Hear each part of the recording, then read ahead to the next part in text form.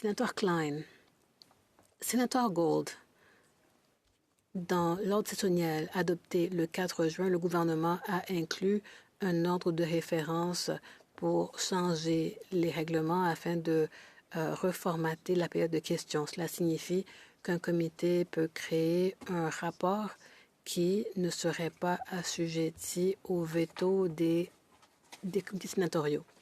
En 2019, ce veto a prévalu sur 15 projets de loi des communes et l'année dernière, 15 projets de loi de députés n'ont aussi pas fait l'objet de vote et cela comprenait un projet de loi que j'ai parrainé pour établir un nouveau mois patrimonial.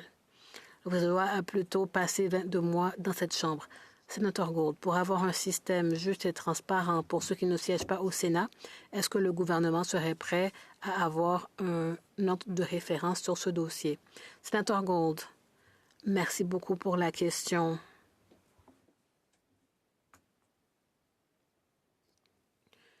Il reviendrait aux honorables sénateurs quels ordres de référence ils aimeraient adopter. Mais je crois que j'ai raison de dire que cet enjeu relève déjà du comité permanent sur le règlement et la procédure.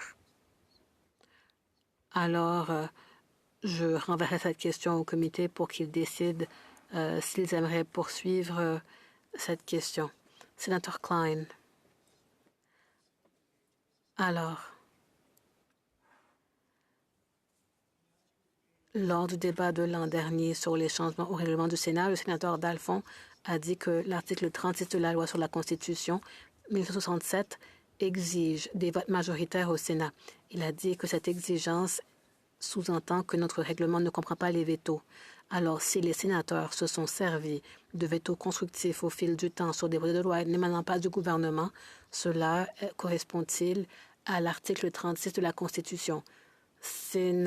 Sénateur Gold, oui, vous aimeriez m'entraîner dans un débat constitutionnel, mais je vais bientôt prendre ma retraite, alors je ne vais pas faire un débat là-dessus.